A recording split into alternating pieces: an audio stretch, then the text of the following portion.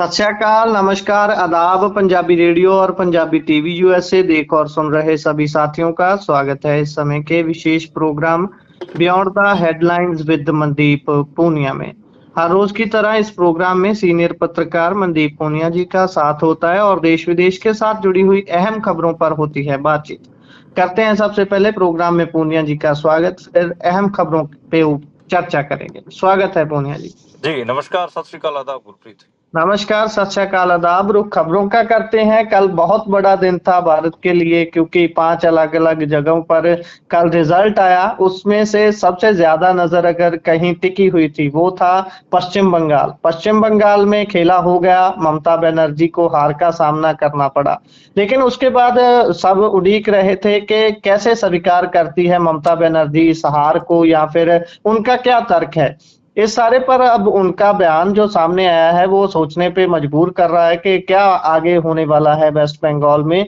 ममता बोल रही है कि इस्तीफा नहीं दूंगी, हम हारे नहीं, हमें हराया गया है। क्या ये हार बर्दाश्त करनी मुश्किल हो रही है, या फिर सच में कोई खेला हुआ है। इलेक्शन का जो रिजल्ट है, पोलिंग है, जो वोट्स की काउंटिंग है, वो क्या दर्शाती है। क्या एसआईआर कोई वजह है, या फिर सच में कोई खेला हुआ है। एक्चुअल में ममता बनर्जी का इतनी तल्खी दिखाने का कारण क्या है। क्योंकि कल भी जो जब वो बाहर आई काउंटिंग सेंटर से, तो वो बोल रही थी कि मुझे सीसीटीवी बंद कर लिए गए, हमें मारा गया है, पीटा गया है, ऐसी चीजें बता रही थी। कितना उनकी बातों को सच माना जाए और क्या उनका तर्क है। अ, गुरप्रीत देखिए, ये बात बड़ी इसके ऊपर विचार हो रहा है कि क्या जो ममता बनर्जी हैं उनके साथ किसी किस्म का धोखा हुआ है या नहीं हुआ है। इस पे लेकर अलग अलग विश्लेषण आपको देखने को मिलेंगे, लेकिन एक एक बार के लिए अगर हम सिर्फ रिजल्ट्स पे ही जाएं तो ममता बनर्जी की जो पार्टी है उसने अंडर 100 परफॉर्म किया है। और आज उन्होंने कहें कि प्रेस कॉन्फ्रेंस भी एड्रेस की कलकत्ता में, और वहां पर उन्होंने कहा कि मैं मुख्यमंत्री के पद से इस्तीफा नहीं दूंगी, हमें जनादेश से नहीं साजिश से हराया गया है, इस्तीफा देने राजभवन नहीं जाऊंगी। ममता ने मतलब चुनाव आयोग को विलन घोषित किया है। उन्होंने कहा कि चुनाव आयोग और बीजेपी ने मिलकर 100 से ज्यादा सीटें हमारी लूटी हैं। अब मेरे पास कोई कुर्सी नहीं है, मैं आजाद पंछी हूँ, कहीं से भी चुनाव लड़ सकती हूँ, सड़कों पर रहूंगी। यानी कि वो एक एक दिखती है कि वो दिखाना चाह रही हैं कि भाई उनका जो जनादेश है वो लूटा गया है और 100 से ज्यादा सीटों पे घपला हुआ है। अब मैं आपको एक इंटरेस्टिंग आंकड़ा मैं बोलना चाहूंगा, क्योंकि ये आंकड़ा इसलिए बोलना जरूरी है गुरप्रीत, क्योंकि इसके बिना विश्लेषण संभव नहीं है। पहला आंकड़ा ये कि एम के स्टालिन, आप देखिए कि चेन्नई की कोलाथूर कॉन्स्टिट्युएंसी से आ रहे हैं। ये वही कॉन्स्टिट्युएंसी है, एम के स्टालिन की कॉन्स्टिट्युएंसी से 1,02,000 वोटर्स को डिलीट किया गया, और अब वो उनकी जो हार हुई है वो 8795 वोटों से हुई है। तो मतलब तकरीबन 1,02,000 वोटें उनके वोटर्स को डिलीट किया गया एसआईआर के माध्यम से, और वो 8,500 के आसपास वोटों से हार गए। तो दूसरा, और तमिलनाडु के मुख्यमंत्री थे। दूसरी सीटिंग मुख्यमंत्री थी पश्चिम बंगाल की ममता बनर्जी। उनकी जो भवानीपुर सीट है, भवानीपुर सीट से 51,000 वोटर्स को एसआईआर में डिलीट किया गया, और वो 15,000 वोटों से चुनाव हार गई। तीसरे सीटिंग चीफ मिनिस्टर थे अरविंद केजरीवाल दिल्ली के, उनकी कॉन्स्टिट्युएंसी नई दिल्ली से 38,000 वोटर्स को डिलीट किया गया था, और 4,000 वोटों से वो हार गए।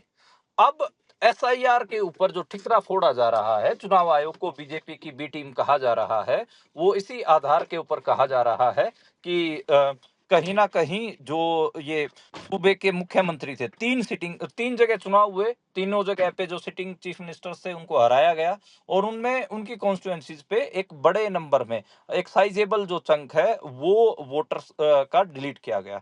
तो ये तो हुआ मतलब आप कह सकते हैं कि इनके खिलाफ एंटी इनकम्पेंसी थी, बहुत सारी चीजें, मतलब इवन लेफ्ट और कांग्रेस, दो धड़े ऐसे हैं जो बंगाल में ममता बनर्जी की हार के ऊपर खुश भी दिख रहे हैं। वो कह रहे हैं ठीक है, ममता बनर्जी को हार ही जाना चाहिए था, पिछले 15 साल से एंटी इनकम्पेंसी थी, वो बीजेपी के जैसे ही राज करती थी, लोगों को धमकाती थी, केस कर देती थी, ऐसा ऐसा उनके ऊपर आरोप लगाया जा रहा है। अब मतलब 15 साल बाद ममता बनर्जी के हाथ से सत्ता गई है, तो और उन्होंने पंगा भी अमित शाह से बहुत ऐसे 1 to 1 लिया हुआ था। तो मुश्किलात तो होंगी, और मतलब मेरे को लगता है कि ममता बनर्जी की पार्टी को तोड़ने की कोशिश पूरी बीजेपी करेगी। जैसे आम आदमी पार्टी के पीछे दिल्ली में जैसे चुनाव आम आदमी पार्टी हारी, तो बीजेपी आम आदमी पार्टी के पीछे पड़ गई और उसको तोड़ने की कोशिश हो रही है। आप देखिए कि मतलब हर जगह से जो क्षेत्रीय पार्टियां हैं वो खत्म होती जा रही हैं, और उनका वो अपनी अपनी जगह पे सिमटती जा रही हैं। तो जो एसआईआर का विश्लेषण है, ये तो अभी और गहरा भी, इसके ऊपर गहराई से बात भी होगी जैसे जैसे कॉन्स्टिट्यूंसी वाइज चीजें मिलाई जाएंगी। ये मैंने 3 जो केस रखे, ममता बनर्जी का, एमके स्टालिन का और अरविंद केजरीवाल का, इसलिए रखा कि तीनों सूबों में सिटिंग चीफ मिनिस्टर को हराया गया, और तीनों ही सूबों में जो एसआईआर से जो वोटें डिलीट की गई चीफ मिनिस्टर्स की सीटों के ऊपर, वो बहुत ज्यादा थी। मतलब एमके स्टालिन के केस में तो 1 लाख वोटें डिलीट हुई कोलाथूर से, और आप 50,000 वोटें ममता बनर्जी के केस में डिलीट हुई, 38,000 वोटें अरविंद केजरीवाल के केस में डिलीट हुई। तो ये एक बड़ा, अपन कहें आज के समय में मुल्क के 78% आबादी और 72% एरिया के ऊपर बीजेपी का राज इंडिया में चल रहा है। सिर्फ 28% सूबे ऐसे हैं जहां पर मतलब एरियाज ऐसे हैं जहां पर बीजेपी का राज नहीं है। तो खैर ये मेरे को लगता है कि अब कैसे वो अपनी हार को पचा पा रही हैं, असम को लेकर भी अलग अलग विश्लेषण है। अब जैसे आज मेरी वरिष्ठ पत्रकार शीतल पी सिंह जी से बात हो रही थी, तो उन्होंने कहा कि असम में आप देखिए कि असम में कांग्रेस के 22 विधायक जीते, उनमें से 21 मुसलमान हैं। तो सिर्फ जी मुस्लिम बहुल इलाकों में आप जीत रहे हैं, हिंदू बहुल इलाकों में तो आपकी कोई सीट भी नहीं आई।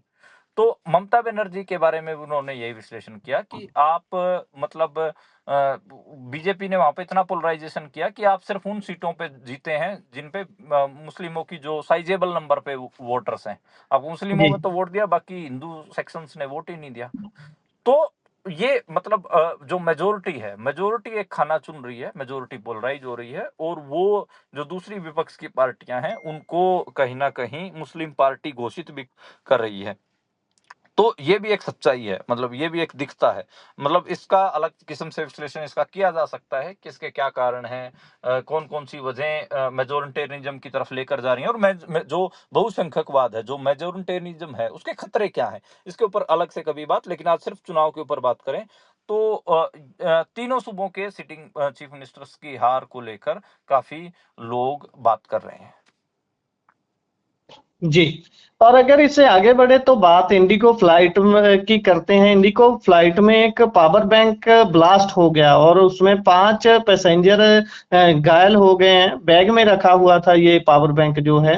और क्या जानकारियां हैं इसको लेकर? वैसे आमतौर पर रोका जाता है ऐसी चीजें ले जाने से फ्लाइट में। हाँ, ये पावर बैंक एक यात्री के बैग में था और 5 यात्री घायल हुए हैं। इंडिगो की फ्लाइट थी 6C108, और ये हैदराबाद से चंडीगढ़ जा रही थी। अब एयरपोर्ट्स पे पैसेंजर्स की और ज़्यादा सख्त चेकिंग देखने को मिला करेंगी। मेरे को तो लगता है कि इवन जो ईयरफोन्स हैं उनको उनको लेकर भी अब आगे आगे मनाहियाँ होंगी। फायर सेफ्टी उपकरणों का इस्तेमाल किया गया, और मतलब कोई मेजर फायर नहीं थी। तो पर 5 जो पैसेंजर्स हैं वो घायल हुए हैं, और इसको फ्लाइट सेफ्टी को लेकर एक बार फिर से चर्चाएं भारत में देखने को मिली हैं। जी। और इससे आगे बात करें तो यूपी बिहार में आंधी बिजली की वजह से 24 घंटों में ही 31 मौतें दर्ज की गई हैं। मौसम करवट ले रहा है। हाँ, मौसम करवट ले रहा है, और 24 घंटे के अंदर 31 मौतें हुई हैं। दिल्ली में तो ओले भी गिरे हैं, हरियाणा में तूफान के कारण 15,000 पेड़ उखड़ गए हैं, राजस्थान हिमाचल में पारा गिरा है। तो खैर, अब जैसे मुझे मेरे सूबे हरियाणा से मैं थोड़ा सा बात करना चाहूंगा। हरियाणा में 15,000 पेड़ उखड़े हैं आंधी और तूफान से। इसके कई किस्म से विश्लेषण हो सकते हैं। ये पेड़ कहाँ पर लगे हुए थे? ज्यादातर सड़कों के किनारे लगे हुए थे, उनकी जड़ों में सीमेंट और कंक्रीट भर रखा था, तो उनको एक हिसाब से पहले ही मारा जा चुका था, सूखे हुए थे। थोड़ी सी आंधी चली और वो गिर गए। तो पेड़ों को मतलब हम लोग पेड़ों को का कत्ल करने में भारत काफी अव्वल है, और वैसा ही हुआ है। खैर, जो मौसम है वो करवट ले रहा है। 5 मई को हीट वेव भी थी, 5 मई को कई जगह पे आंधी बारिश भी थी, और कई जगह पे लोगों की डेथ भी हुई है। अब जो डेथ हुई है, 31 मौतें हुई हैं, उसमें कहीं पे बिजली का तार टूट गया, कहीं पे कोई खंबा किसी बच्चे पे गिर गया, कहीं पे कोई दीवार गिर गई। तो इस किस्म से जो मौतें हैं वो हुई हैं, और 31 मौतें काफ़ी काफ़ी बड़ा नंबर है। तो जैसे ही भारत में किसी भी किस्म की एक्सट्रीम वेदर कंडीशंस होती हैं, तो लोगों की डेथ देखने को मिलती हैं। हाई अलर्ट जारी किया गया है, इवन लाइटनिंग से भी, बिजली से भी जो है वो मौतें हुई हैं। हालाँकि टेम्परेचर गिरा है, अच्छी बात है, और मतलब एक हिसाब से काफ़ी राहत मिली है गर्मी से। हरियाणा में भी, पंजाब में भी बारिश देखी देखी गई है अलग-अलग इलाकों में। चंडीगढ़ के आसपास भी मौसम ठंडा है, तो टेम्परेचर में गिरावट दर्ज की गई है, नहीं तो ऐसा टेम्परेचर हो गया था जो जून के फर्स्ट वीक में होता है। जी। और पश्चिमी एशिया के संकट के बीच भारत की एलपीजी खपत में गिरावट दर्ज की गई है। कीमतें लगातार बढ़ रही हैं, इनको वापस लेने की मांग उठ रही है। देखिए, जो पश्चिम एशिया का संकट है वो साफ दिख रहा है, और पश्चिम एशिया के संकट के कारण भारत में कमर्शियल सिलेंडर्स के ऊपर 1,000 रुपए बढ़ाए गए। हालांकि 993 रुपए बढ़ाए गए, लेकिन 993, मतलब अगर आप राउंड फिगर करोगे तो 1,000 रुपए के करीब बनते हैं। 250 रुपए मैंने जैसे बताया कि जो मजदूरों का 5 किलो का सिलेंडर होता है उसके ऊपर बढ़ाए गए। तो खैर, जो काफी बढ़ोतरी देखने को मिली थी, और जब इतना एलपीजी का संकट देखने को मिला है, तो मैंने आपको बताया था कि कैसे सूरत और गुजरात, हरियाणा के गुड़गांव वगैरह से मजदूरों ने माइग्रेशन किया बैक टू देयर विलेजेस, वो उनके गांव में वापस लौटे। तो जाहिर सी बात है कि एलपीजी की मिलने में दिक्कतें हो रही थी, तो लोग ट्रेडिशनल फ्यूल यानी कि लकड़ी वगैरह के ऊपर, चूल्हे के ऊपर शिफ्ट तो होते हैं। और इसी वजह से भारत में जो रसोई गैस की खपत है, डोमेस्टिक की मैं बात कर रहा हूँ, 16% की गिरावट देखी गई है, और तकरीबन 23% की जो खपत है वो आप देखिए कि वो भी कमी कमर्शियल में देखी गई। यानी कि जो छोटे छोटे रेस्टोरेंट, ढाबे थे, उन्होंने भी अपने काम को समेटा है, कम किया है। तो ये पश्चिम एशिया के संघर्ष के बाद देखने को मिला है। डीजल में मामूली वृद्धि दिखाई दी है, डीजल की खपत में। पेट्रोल की जो खपत है उसमें भी वृद्धि हुई है, उसमें भी बढ़ोतरी हुई है, लेकिन गिरावट हुई है तो एलपीजी में। तो जो पश्चिम एशिया का संकट है उसका असर भारत पे साफ दिख रहा है।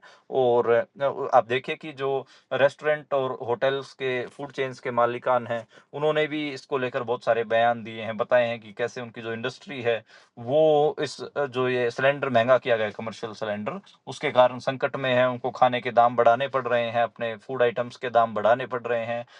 कई जो छोटे छोटे होटल्स थे, रेस्टोरेंट्स थे, वो बंद भी हुए हैं। इवन मैं जिस इलाके में रहता हूँ, तो वहां पर मैं देख रहा हूँ कि जो छोटे छोटे रेस्टोरेंट है, कई कई दिनों से वो नहीं खुले हैं। और मजदूरों के पलायन के ऊपर दो बात हुई। तो 16% डोमेस्टिक खपत गिरना, 23% के आसपास कमर्शियल एलपीजी की खपत गिरना, वो दिखाता है कि एक सेक्शन ने एलपीजी से मुंह मोड़ लिया है, और एलपीजी की या तो उन्होंने अपने काम धंधे बंद कर दिए कमर्शियल के मामले में, डोमेस्टिक के मामले में वो ट्रेडिशनल फ्यूल के ऊपर, ट्रेडिशनल ईंधन के ऊपर शिफ्ट हो गए हैं। उपला, गाय भैंस के गोबर से बने हुए उपले हों या फिर लकड़ियां हों, उनसे वो अपना चूल्हा चला रहे हैं। जी। और इससे आगे अगर बढ़े, बात करें, बिना सुनवाई के करीब 8 साल कैद के बाद पॉलिटिकल प्रिजनर सुरेंद्र गार्लिंग को जमानत मिल गई है। ये किस मामले में इनको अंदर रखा गया था? देखिए, सुरेंद्र गाडलिंग महाराष्ट्र के, झारखंड के, छत्तीसगढ़ के जाने माने मानवाधिकार वकील थे, बड़े सीनियर एडवोकेट थे, और काफी उनका नाम था। उनको आप याद करिए 2018 में अरेस्ट किया गया था। उनको कहा गया कि ये जो माओवादी होते हैं, जो आतंकवादी होते हैं, उनको, उनकी ये मदद करते हैं। जबकि आपको पता है कि वो वकील थे, और वो हमेशा ह्यूमन राइट के ऊपर जो मामले होते थे वो उनके केस ज्यादा लड़ते थे। खैर, लगातार 8 साल तक वो जेल में रहे, उनके केस में कोई सुनवाई नहीं हुई, कोई भी सुनवाई नहीं हुई। और उनको एल्गार परिषद वाले मामले में पूरा बनाया गया कि वो तो आतंकवादी थे, माओइस्ट थे, लेकिन उनके मामले में पुलिस के पास कोई सबूत ही नहीं थे, कुछ भी नहीं थे, कोई सुनवाई हुई ही नहीं, ना कोई जिरह हुई, और वो 8 साल जेल में रहे। और उसके बाद हुआ क्या कि बॉम्बे हाई कोर्ट में बार बार, हालांकि उनकी जमानत याचिकाएं पहले भी लगती रही लेकिन खारिज होती रही, और उनकी अब बॉम्बे हाई कोर्ट ने उनकी याचिका को, जमानत याचिका को स्वीकार किया है, और उनको जमानत मिली है। उस समय तकरीबन 13 लोगों को 16 लोगों के खिलाफ मामला दर्ज किया गया था और 13 लोगों की गिरफ्तारी हुई थी। लगभग सारे जो लोग हैं 16 में से 14 लोग पहले ही जमानत मिल चुके हैं। 14 को सुरेंद्र गाडलिंग हैं, वो भी अब बाहर आ गए हैं। और एक जो स्टेन स्वामी थे, फादर स्टेन स्वामी 84 साल के, उनकी पुलिस की डिटेंशन में ही मौत हो गई थी 2021 में। तो और इन सब की उम्र आप देखिए कि 70 प्लस रही है। सुधा भारद्वाज हो, स्टेन स्वामी हो, वरवरा राव हो, सुरेंद्र गडलिंग हो, और ये देश के महान मतलब इंटेलेक्ट, इवन डॉक्टर अंबेडकर की जो पोती के जो हस्बैंड हैं, उनके जो एक हिसाब से उनके जो घर के जो परोणे हैं, वो आनंद तेलतुंबडे, प्रोफेसर आनंद तेलतुंबडे, उनको भी 6 साल जेल में रखा गया। और बाद में इन सबको कोई पुलिस ने कोई ना सुनवाई हुई ना कुछ हुई, और बाद में कोर्टों ने इनको जमानत दे दी। तो बड़े बड़े खतरनाक केस हैं, और पॉलिटिकल प्रिजनर्स को कैसे सताया जाता है इंडिया में, वो उनका एक एग्जाम्पल है, एक क्लासिक केस है ये। जी। और उड़ीसा में अदालतों का जमानती शर्त में आदिवासी और दलितों से थाने साफ करवाने जातिगत भेदभाव है। ये कैसी बात हुई, ऐसी कैसी शर्त हुई? ये सुप्रीम कोर्ट ने इस पर आपत्ति जाहिर की है।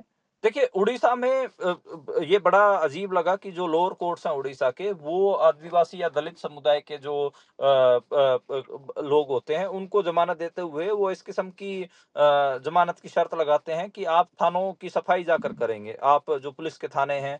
तो ये अमानवीय तो है ही कि आप मतलब कोई बंदा है, वो आपकी जुडिशियल कस्टडी में पहुंचा, आपको लगा कि इसको जमानत दी जा सकती है, लेकिन साथ में आपने एक शर्त ऐड कर दी कि आप जाके सप्ताह में 2 बार पुलिस के थाने की सफाई करेंगे। ये बहुत बहुत घटिया शर्त थी। और इसमें ये दिखता है कि आदिवासी और दलितों के लिए हमारा जो जस्टिस सिस्टम है, उसके दिमाग में भी अभी भी ये गंद भरा हुआ है कि इन लोगों से सफाई ही करवाई जाए सजा के तौर पे भी। तो खैर, बहुत घृणित मामला है। और ये पूरा जो मामला जब सुप्रीम कोर्ट में पहुंचा, तो उसके बाद पूरे दुनिया भर में इसके ऊपर खबरें बनी। इसके ऊपर बताया गया कि भारत की जो जुडिशरी सिस्टम है, न्यायपालिका है, जो अदालतें हैं, वो कितनी कितनी सड़ी हुई हैं। खैर, सुप्रीम कोर्ट ने भी डांट फटकार लगाई है और कहा है कि ये बहुत गलत है। और इवन जो आदिवासियों के जो लीडर्स हैं, ऐसे लीडर्स जो मतलब वहां पर जैसे अपने किसानों की किसान यूनियन होते हैं, ऐसे आदिवासियों की भी यूनियनें होती हैं। तो उनके नेताओं तक को थाने साफ करने की सजाएं सुनाई गई। तो काफी काफी खराब है ये मामला। और ये सब लोग वहां पर, आपको ध्यान हो, वेदांता ग्रुप का मामला हो, या फिर जो बड़े बड़े ये आदिवासी उड़ीसा के बेसिकली उनके जंगलों को खत्म करने के लिए जो बड़े बड़े कॉर्पोरेट जा रहे हैं, उनके खिलाफ भी लड़ते भी रहते हैं। और उन्हीं के मामलों में पुलिस इनको गिरफ्तार करती है, बाद में कोर्ट इनको जलील करने के लिए इस किस्म की सजाएं लगाते हैं। यानी कि जो लोग अपने जंगलों को बचाने की, जल जंगल जमीन को बचाने की लड़ाई लड़ रहे हैं, उनके साथ जो मौके की हुकूमत है, वो इस किस्म के घटिया सलूक कर रही है। खैर, सुप्रीम कोर्ट ने कहा है कि आगे से इस किस्म की जमानत की शर्तें ना लगाई जाएं, और जो लोअर कोर्ट्स हैं उनको फटकारा है ऐसी सजा सुनाने के लिए। जी जी। और पश्चिम बंगाल में जो कमल खिला है, उसका पंजाब और उत्तर प्रदेश पर चुनावी समय में कैसा असर पड़ने की आप सोचते हैं? क्या होने वाला है? क्योंकि जो इलेक्शन के रिजल्ट आते ही जो बीजेपी के नेता है, उनके हाव भाव तो देखने वाले थे, बेशक सोशल मीडिया पर हो, वैसे बेशक ऑफलाइन हो। देखिए गुरप्रीत, आपने बात उठाई है कि जो पश्चिम बंगाल और असम को भी आप लीजिए, जो कमल खिला है, क्या उसका असर उत्तर प्रदेश और पंजाब के चुनाव के ऊपर पड़ेगा? दोनों के जो चुनाव हैं वो 2027 में होने हैं, फरवरी 2027 वो महीना रहेगा। और आज आज से तकरीबन 8 महीने का समय दोनों सूबों में चुनाव के लिए रह गया है। देखिए, उत्तर प्रदेश में अखिलेश यादव हैं मेन अपोजिशन के तौर पर, समाजवादी पार्टी। ये कहा जा रहा है कि जो असम और पश्चिम बंगाल में जिस किस्म से पोलराइजेशन की बीजेपी ने, बांग्लादेशी घुसपैठियों का मुद्दा उठाया, मुसलमानों को टारगेट किया, सेम उत्तर प्रदेश में भी करेगी। और वहां पर तो उनके पास एक बड़ा चेहरा हिंदुत्व का योगी आदित्यनाथ बतौर मुख्यमंत्री मौजूद हैं, और वो एक हिसाब से फेमस भी हैं एंटी एंटी माइनॉरिटी बयानबाजी के लिए। तो खैर, अब यही है कि इसका असर उत्तर प्रदेश में कितना पड़ेगा, ये भी देखना होगा। पंजाब को लेकर आप ध्यान करिए कि जैसे ही नेक्स्ट बंगाल करके एक ट्वीट था, उसके ऊपर जैसे ही कल बंगाल जीत लिया, उसके बाद पंजाब बीजेपी ने कोट ट्वीट किया कि नेक्स्ट पंजाब। तो पंजाब को जो रवनीत बिट्टू की स्टेटमेंट हो या और बाकी बीजेपी नेताओं की स्टेटमेंट हो, राघव चड्ढा भी काफी ऐसे आज दिखे कि राघव चड्ढा ने पंजाब के अफसरों को कहा कि आप आम आदमी पार्टी के साथ काम मत करिए, उनके उनके अकॉर्डिंग काम मत करिए, नहीं तो आपको दिक्कत आएगी, हमारी सरकार बनने जा रही है। और मतलब उन्होंने भी आज वो धमकाने वाली टोन में दिखे। तो खैर ये है पंजाब के लिए। और उत्तर प्रदेश के लिए क्या सबक हो सकते हैं? पंजाब में एसआईआर को लेकर सबक तो यही होगा कि जिस हिसाब से मौके के 3 चीफ मिनिस्टर्स जो सूबे अलग-अलग सूबों के थे, उनके कितनी ज्यादा वोटें डिलीट हुई और उसका नुकसान क्या हुआ? क्या पंजाब में एसआईआर का ऐसा ऐसा देखने को मिलेगा? पंजाब में क्या मूल जो पंजाबी, बेशक से वो एनआरआई हो गए हैं, उनकी अगर वोटें बची, उनकी वोटें डिलीट करके जो यहाँ पर प्रवासी आकर बसे हुए हैं उत्तर प्रदेश, बिहार के या और दूसरे सूबों के, क्या उनकी वोटें सुरक्षित रखी जाएंगी? तो काफी यहाँ पर एसआईआर को लेकर तो सबक बहुत सारे हैं। क्या छाया पड़ेगी? मेरे को लगता है कि छाया पड़ेगी। पंजाब में तकरीबन आज के समय में 40 विधानसभा सीटें ऐसी हो गई हैं जहां पर अलग अलग कारणों से अलग अलग इलाकों से आई हुई, देश के दूसरे सूबों से आई हुई जो पॉपुलेशन है वो रहती है। तो पंजाब पे इसका असर पड़ेगा। उत्तर प्रदेश पर भी पड़ेगा। उत्तर प्रदेश में बंगाल और असम जैसी ही हिंदू मुसलमान की पोलराइजेशन बीजेपी करेगी, क्योंकि और ये बताने की कोशिश करेगी कि समाजवादी पार्टी बेसिकली मुसलमानों की पार्टी है। तो ऐसा गेम घुमाने की कोशिश बीजेपी पूरी तरह से करेगी और उसका असर आपको देखने को मिलेगा। जी। और इससे आगे बढ़े तो चीनी कुब्बा हेड़ी का कत्ल जो हुआ था, उस मामले में अभी एक एडीजीपी की भाभी को गिरफ्तार किया गया है। ये सारा माजरा क्या है? बताया जा रहा है कि बहुत गंभीर साजिश रची गई इसको मारने के लिए। न सिर्फ एक एडीजीपी की भाभी हैं, बल्कि वो बीजेपी की नेता भी हैं। चंडीगढ़ सेक्टर 9 में प्रॉपर्टी डीलर चमनप्रीत उर्फ चिन्नी कुबाहेड़ी की दिन दिहाड़े गोली मारकर हत्या कर दी गई थी फॉर्च्यूनर गाड़ी में। उसके विजुअल आप और हम सब ने सोशल मीडिया पर देखी थी। जो पंजाब के एक एडीजीपी की भाभी हैं अमरीन राय, उनको गिरफ्तार किया गया है। सेक्टर 35 चंडीगढ़ की रहने वाली हैं। हत्या का कारण प्रॉपर्टी की लेन देन का बताया जा रहा है। आरोपी को डीएसपी लक्ष्य पांडे की सुपरविजन में क्राइम ब्रांच के इंस्पेक्टर नरेंद्र पटियाल की अगुवाई में पकड़ा गया है। उसमें जो शुरुआती पूछताछ हुई है उसमें अमरीन ने बताया है पुलिस को जो बताया है कि चीनी अमरीन ने चीनी से एक न्यू चंडीगढ़ में प्रॉपर्टी खरीदी थी और अमरीन का आरोप था कि चमनप्रीत ने उसे धोखा दिया, प्रॉपर्टी महंगे दामों पर बेची और कब्जा भी नहीं दिया, जिससे उसे आर्थिक नुकसान हुआ। इसी के कारण उसने उसको सबक सिखाने के लिए हत्या की साजिश रची। अमरीन गैंगस्टर लक्की पटियाल के जरिए चिन्नी की उसने हत्या की है।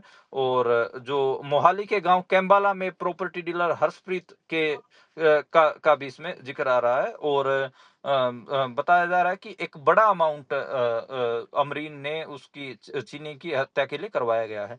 देखिए ये बिल्कुल 1990 का जो बॉम्बे था, मुंबई था, वैसा सा मामला होता दिख रहा है यहाँ पर। जैसे 1990 में जब लिबरलाइजेशन, ग्लोबलाइजेशन, प्राइवेटाइजेशन, जब भारत लिबरलाइजेशन की तरफ बढ़ा, एलपीजी आया, उस समय जब बाहर का पैसा भारत में आ रहा था तो बॉम्बे डेवलप हो रहा था 1990 के दौर में, और बॉम्बे में बहुत सारा पैसा आ रहा था तो वहां पर जमीनें महंगी हुई, वहां पर जो माफिया था वो ग्रो हुआ, बॉलीवुड को धमकाए गए, इवन संजय दत्त और ऐसे ऐसे लोग भी उसमें शामिल हुए। दाऊद का नाम सुना आपने, और भी जो बड़े नाम आपने, छोटा शकील, इस किस्म के नाम आप लोगों ने सुने। तो बहुत बड़ा जैसे गैंग्स का अड्डा वहां पर उस समय बन गया था, क्योंकि पैसा आ रहा था, बॉलीवुड में पैसा आ रहा था, प्रॉपर्टी में पैसा आ रहा था, नए नए बिजनेस आ रहे थे। तो सेम मुझे लगता है कि इस समय 2020 के बाद, कोरोना के बाद, ट्राई सिटी से मेरा मतलब है कि चंडीगढ़, मोहाली और पंचकुला, ये जो इलाके हैं ये डेवलप हो रहे हैं। यहाँ पर नया नया बाहर का पैसा आ रहा है, एनआरआईज भी यहाँ पर इन्वेस्ट कर रहे हैं। नए शहर डेवलप हो रहे हैं, खरड़, जीरकपुर, न्यू चंडीगढ़, ये सब डेवलप हो रहे हैं। तो इसमें जो अफसरों के जो पंजाब के अफसरों नेताओं का ब्लैक मनी भी लग रहा है, तो उस वजह से ये कॉकटेल बन रहा है। और पंजाब के कलाकारों के भी पास भी बहुत बड़ा बड़ा पैसा आ रहा है। इवन दिलजीत ने ही तकरीबन 1,000 करोड़ की कमाई की है। तो ये जो पैसा आ रहा है, इतना ज्यादा पैसा पंजाब में आ रहा है, तो वो सारा पैसा किसानों की जमीनें खरीदने में जाएगा, जमीनों के ऊपर कब्जे होंगे, गैंगस्टर्स हफ्ता वसूली करेंगे, गैंगस्टर्स का इन्वॉल्वमेंट होगा। अगर कोई फ्रॉड होता है तो फिर गैंगस्टर्स उसमें कि हम भाई स्टेट तो इसमें क्या समझौता करवाएगा, हम करवाएंगे, तो उस किस्म की दखलंदाजियां दिखेंगी। और आपको अब जब जहां जहां पर भी पैसा होता है, जहां जहां पर भी जमीनों के रेट महंगे होते हैं, वहां वहां पर गैंगस्टर्स का और ऐसे नौजवानों की मौतों की खबरें होती हैं। तो ये जैसे 1990 का मुंबई का अंडरवर्ल्ड था, पूरा क्राइम सीन था, वैसा वैसा अब चंडीगढ़ ट्राई सिटी में दिख रहा है। उसमें लॉरेंस बिश्नोई, लक्की पटियाल, ऐसे ऐसे नाम आपको सुनने को मिलेंगे, रोहित गोदारा, जो गैंगस्टर्स हैं और जो लोगों से फिरौती भी लेते हैं और जो कत्ल भी करवाते हैं। और ऐसे बहुत सारे आपको केस आगे आगे देखने को मिलेंगे, क्योंकि जमीनें भी करोड़ों की हैं। और यहाँ पर बड़ा देखे इसको बहुत मजाक में जो फिलोसफर जो लोग होते हैं, दार्शनिक जो लोग होते हैं, फलसफा जिनके पास होता है, वो बोलते हैं कि ये सब ये आवारा पूंजी का कमाल है। आवारा पूंजी जब मार्केट में निकलती है तो वो ये नहीं देखती कि वो किसकी जमीन को हड़पेगी, किसके पुत को हड़पेगी, किसके पुत की बलि लेगी, कुछ नहीं पता होता। तो ये उस आवारा पूंजी का कमाल है जो ट्राई सिटी में घूम रही है। जी, और इसी के साथ प्रोग्राम का समय यहाँ समाप्त होता है। आप जुड़ी जानकारियां साझा की, बहुत बहुत धन्यवाद। धन्यवाद, धन्यवाद गुरप्रीत।